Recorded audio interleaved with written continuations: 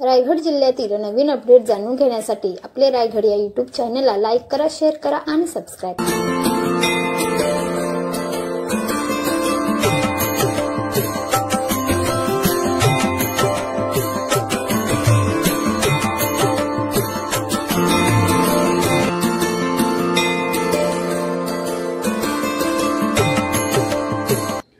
Colorectal cancer म्हणजे मोठ्या आतड्याचा cancer. आपल्या देशामध्ये प्रत्येक 1 लाख लोकांमागे 70 लोकांना हा आजार आढळला जातो। कोलोरेक्टल कॅन्सर हा सगळ्यात कॉमन गॅस्ट्रोइंटेस्टायनल कॅन्सर आहे।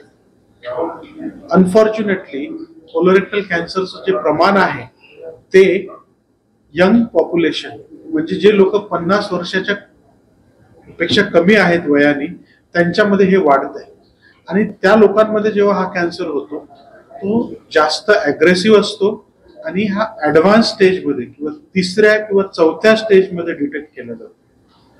ह्या सगळ्या कारणांमुळे आमचं जे उद्देश आहे आज इथे असण्याचा किंवा हा प्रोग्राम लॉन्च करण्याचा तो असा आहे की कोलोरेक्टल कॅन्सरला लवकरात लवकर म्हणजे प्री कॅन्सर स्टेजमध्ये किंवा पहिल्या 2ऱ्या स्टेजमध्ये निदान करण्यात यावं आणि त्याला क्युरेटिव्ह म्हणजे 100% क्युअर करता येईल अशी ट्रीटमेंट देण्यात यावी।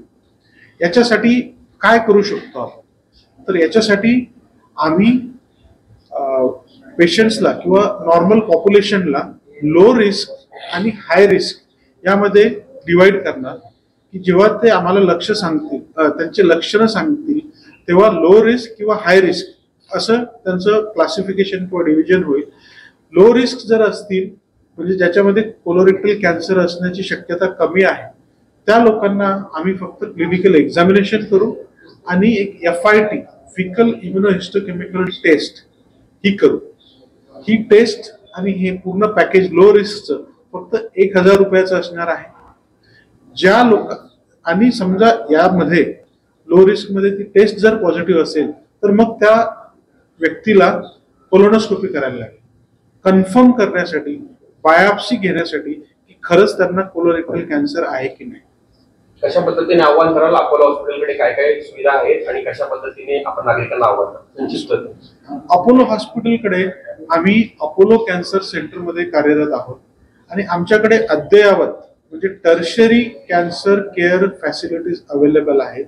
Starting from early detection cancer prevention early detection early treatment पासून मल्टीडिसिप्लिनरी ट्रीटमेंट जी ऍडव्हान्स आणि कॉम्प्लेक्स केसेसला लागते। आमच्याकडे एंडोस्कोपिकली कॅन्सरची ट्रीटमेंट करता येईल, आमच्याकडे सर्जिकली कन्व्हेन्शनली ओपन सर्जरी किंवा लॅप्रोस्कोपिक सर्जरी यांच्यासोबत करू शकतो किंवा लेटेस्ट टेक्नॉलॉजी जी रोबोटिक सर्जरी आहे ज्याच्यामुळे कॅन्सर सर्जरीचं जे प्रिसिजन आहे ते वाढतं। आज आमच्या हॉस्पिटलमध्ये कोलोरेक्टल कॅन्सरची ऑलमोस्ट 70 ते 80% जे ऑपरेशन्स आहेत ते रोबोटिकने होतात। जे मुंबईमध्ये प्रायव्हेट हॉस्पिटल्समध्ये सगळ्यात जास्त रोबोटिक कोलोरेक्टल कॅन्सर सर्जरी आम्ही करतो कारण त्यात प्रिसिजन जास्त असतं, पेशंटची रिकव्हरी फास्ट होते, ब्लड लॉस कमी होतो, त्याच्यामुळे ब्लड ट्रान्सफ्युजनची गरज लागत नाही। आणि ऍडव्हान्सच्या प्रत्येक याच्यातली जी ऍडव्हान्स टेक्नॉलॉजी आहे जी सर्जरी असो किमोथेरपी असो रेडिओथेरपी असो किंवा प्रिसिजन ऑन्कॉलॉजी असो ते आपल्याकडे सगळीकडे आहे। तर आम्ही लोकांना एवढंच सांगू इच्छितो की थोडाही डाऊट असेल किंवा थोडाही तुम्हाला कॅन्सरची लक्षणं असतील, पॉझिटिव्ह फॅमिली हिस्ट्री असेल तर प्लीज कम फॉरवर्ड।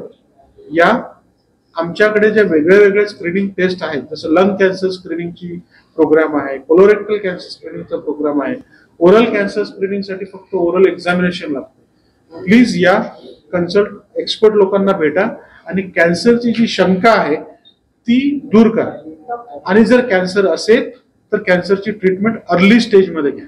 आज आपण कोलोरेक्टल कॅन्सरच्या बद्दल बोलतोय। कोलोरेक्टल कॅन्सर मध्ये काय असतं जर समजा तो राईट साइडेड कोलॉन कॅन्सर असेल तर त्या पेशंटला ना ॲनेमिया असतो। ॲनेमिया म्हणजे हिमोग्लोबिन कमी असतं। सो कोणताही मेल पेशंट व्यक्ती पुरुष जर त्याच्यामध्ये ॲनेमिया आहे, हिमोग्लोबिन कमी आहे आणि त्यांना माहित नाही काय आहे कशामुळे तर डेफिनेटली आपल्याला कोलॉन कॅन्सरकडे लक्ष द्यायला पाहिजे। डेफिनेटली आपल्याला कोलोनोस्कोपी करून घ्यायला पाहिजे. लेफ्ट साइडेड कोलॉन कॅन्सर जे असतात, जे डिसेंडिंग कोलॉन आणि रेक्टमकडे असतात, त्या पेशंटला कॉन्स्टिपेशन म्हणजे पोट साफ होत नाही, दिवसातून 10 वेळा संडासला जायला लागतं, किंवा संडासच्या रस्त्याच्या मार्गे ब्लिडिंग होतं, त्याला आम्ही ब्लिडिंग पर रेक्टम म्हणतो. ही लक्षणं जी आहेत ना, ती कधीच इग्नोर करायला नाही पाहिजे. म्हणजे काय होतं की बऱ्याच वेळा ह्या सगळ्या लक्षणांकडे दुर्लक्ष होतं. त्यांना हे समजलं, अरे मला पाईलचा त्रास आहे, मला फिशरचा त्रास आहे, आणि बऱ्याच वेळा पेशंट काय करतात की ओव्हर द काउंटर मेडिसिन्स घेतात. काहीतरी टेम्पररी काय ब्लिडिंग बंद करण्याची जर तुम्हाला औषध दिली, ट्रॅनेक्झामिक ऍसिड, पॉज, ट्रॅनेक्झा, ब्लिडिंग बंद होईल ना, पण तो कॅन्सर जो आतमध्ये आहे तो तसाच राहील, तो वाढतच राहील. ते अवॉइड करायला पाहिजे.